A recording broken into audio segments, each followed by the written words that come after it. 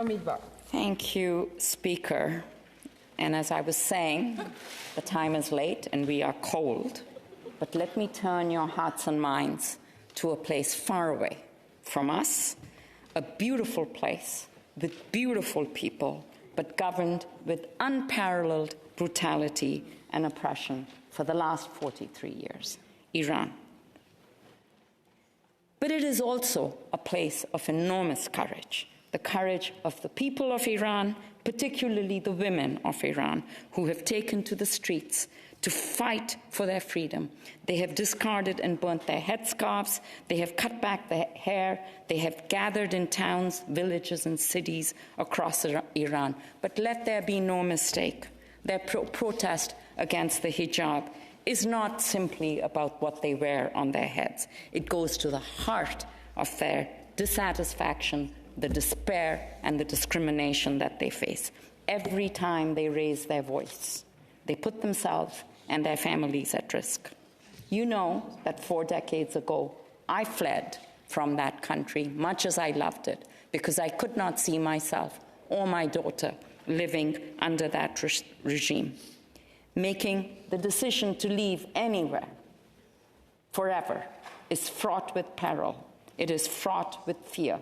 But fear also releases courage. And this is the courage that is being released by Iranian women because they are leading the revolution. If I were to look for a literary proxy, an image for the fate of Iran, I would evoke the image of a modern-day handmaiden's tale. Recently, at the Interparliamentary Canadian Friendship Group for a Free Iran, famous actress and activist Nazanin Boniadi and human rights campaigner Masih Alinejad described Iran as a gendered apartheid state. This because women in Iran are not simply subject to discriminatory attitudes and behaviors, rather their treatment is enshrined in the Constitution and Penal Code of Iran. Of the Islamic Republic, I should correct myself, of the Islamic Republic. They are not allowed to wear what they want. They are not allowed to sing solo.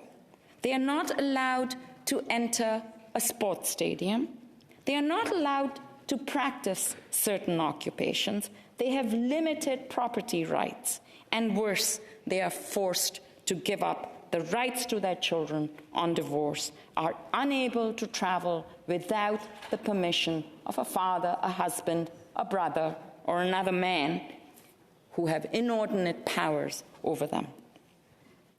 Human rights organizations have reported that the murder of 500 civilians in the recent past, security forces, and especially the Islamic Republic Revolutionary Guard, called IRGC for short, have used shotguns, assault rifles, and handguns against peaceful protesters. Roughly 20,000 people have participated in protests around the country, and hear this, 74 children have been murdered. For women, however, the IRGC prefers a special weapon, sexual assault, as a weapon of choice with debilitating effects on their victims and their families. As just one example, Iran Wire has reported on the assault on a young woman, Afsaneh, who was arrested for the mere crime of participating in a protest. She was imprisoned, repeatedly raped during her interrogation by the IRGC, and subsequently took her life.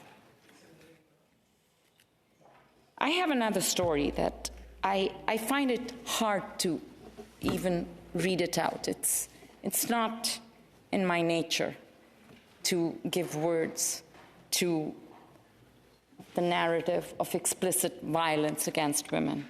But let me say, there is truth in these stories.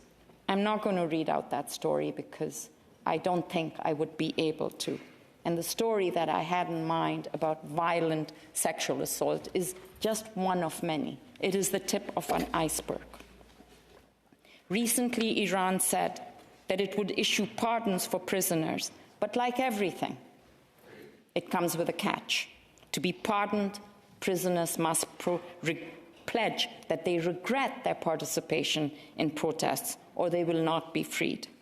The crimes of the Islamic regime and the IRGC go beyond the borders of Iran.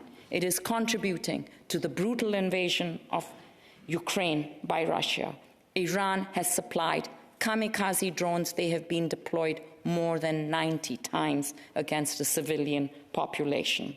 Iran funds and supports, Iran and the IRGC fund and support Hamas and Hezbollah, creating significant regional instability. Iran is not a bystander in the world, but has again, I'm sorry, colleagues, the Islamic Republic is not a bystander in the world. It has committed terrorist activities around it.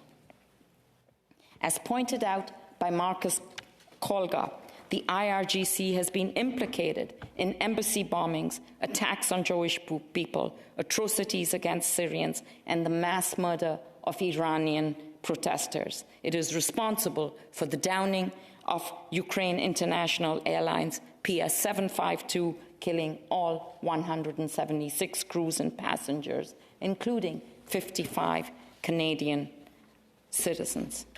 I should also note that Canadian lives are at risk. CBC has reported that at least 3 Canadians have had their lives threatened. For Iranian Canadians, it is hard to see that members of the IRGC and their families are enjoying the safety of our democracy in Canada, even as the IRGC continues to threaten the lives of their compatriots in Iran. Just for clarification, before I come to my asking you to support my motion, let me state what the IRGC is and what it is not. It is not the professional military whose mandate is to protect the people of Iran. The IRGC is a paramilitary force whose mandate is spelled out in the Constitution of Iran, and it is to protect the Islamic regime and its interests not only within the confines of Iran, but also beyond its border, as with its support of Hezbollah. This point was forcibly made to the EU Assembly by Shireen Abadi, Nobel Peace Prize winner. By tolerating the IRGC, the world empowers the Islamic regime, not only within the confines of Iran, but across the world. The IRGC is pervasive. It is widespread. It reaches into every corner of Iranian life. No one is safe. There are eyes and ears everywhere. It is made up of self-styled officers and is fueled by a steady stream of conscripts. Military conscription for young males is mandatory in Iran. No young man can get a job or travel without having completed this conscription. But unlike when my husband was conscripted, there are now 2 paths. You can be conscripted into the professional military, or you can be routed to the IRGC. You have no say in this. This, of course, provides the IRGC with a constant replenishment of young minds and bodies. It leads to significant stigmatization of youth with unintended consequences for their families.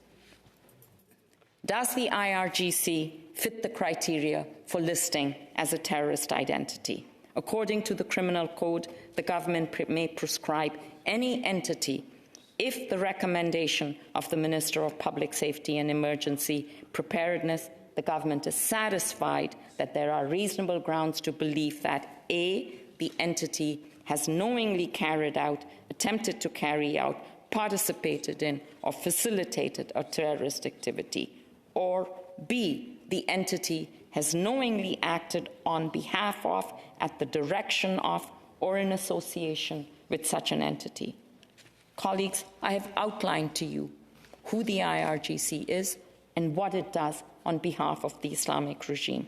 I believe that they fit the definition of a terrorist entity on these conditions. Further, an Ontario Superior Court ruling concluded that the IRGC is a terrorist entity.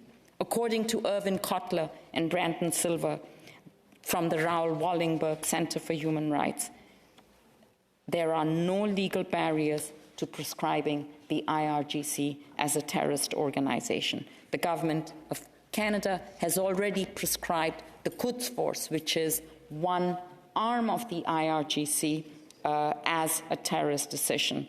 And what I'm suggesting that the government prescribe that the government list the entirety of the IRGC as a terrorist organization, as opposed to just one arm of it.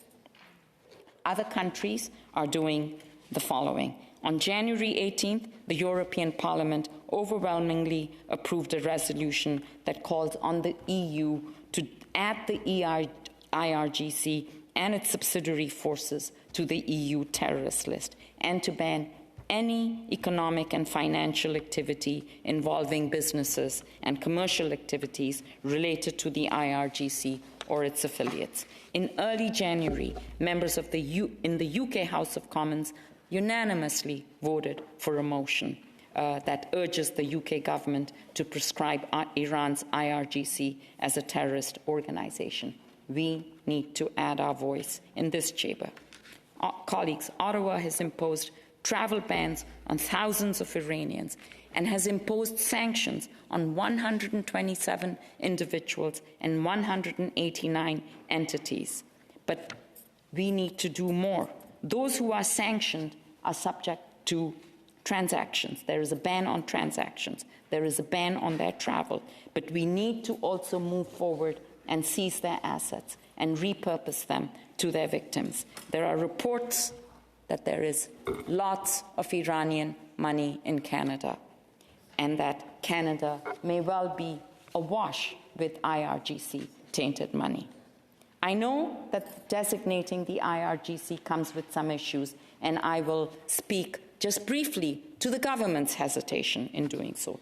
Attorney General and Justice Minister David Lametti has said that since the IRGC is part of Iran's military, and military service, as I described, is mandatory, its broad net, it casts a very broad net. There are concerns that by casting this net, we would catch not just the shark, but the little fish as well. And that should not be our intention. I agree. I have received lots of emails from former conscripts in Canada who are not able to travel to the United States or take up positions in the United States because the US has decreed that the IRGC is a terrorist entity. However, as Danny Eisen and Cheryl Superior of the Canadian Coalition Against Terrorists have pointed out, Canada can list the IRGC as a terrorist entity and deal with the issues. We can do so in a way that lets the little fish go but catches the sharks. Notably, Section 42.1 of the Immigration and Refugee Protection Act contains a mechanism for overriding a finding of inadmissibility to Canada. It allows the minister to permit admission despite membership in a terrorist organization if justified on national security and public safety grounds. Forced conscription and the absence of involvement in IRGC violence supported by evidence should fit these parameters. If additional carve-outs in law are necessary, we are confident, they say, that these can be developed. Honourable Senators, the Islamic Republic of Iran has shown us who they are. They are a regime that represses its own people, takes away basic human rights, and supports terror around the world. It is beyond time that the Government of Canada designate the IRGC as a terrorist entity. By doing so, Canada will take a firm stand, an unequivocal stand, a principled stand that the brutality of the Islamic regime will not be tolerated. And by doing so, we will stand with women, life, freedom. Thank you. Senator Cardozo, you have a question? I just have a quick question, if the Senator will allow. Senator Ratner, you want to? Omidvar. Of course, Senator. Thank you for your expose, Senator Omidvar. It is a serious issue, a serious problem, of worldwide concern, and I appreciate you taking the time to inform us about it. And when you talk about the sharks and the little fish, it seems to me that we're not even talking about little fish. Maybe the little fish are innocent but have been forced to be conscripted. Are there any other reasons why the government is reluctant? Are there commercial issues that are attached? And what would your response be to any of those other issues that people might raise?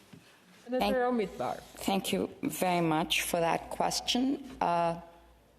Iran and the Islamic regime of Canada is, in a way, low-hanging fruit for Canada to designate the IRGC as a terrorist entity. We have no diplomatic relations with Iran.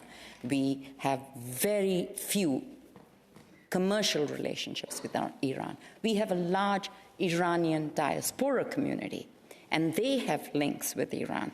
But the IRGC terrorist label would not catch them unless their money is somehow associated with the IRGC and its violence. Senator Martin.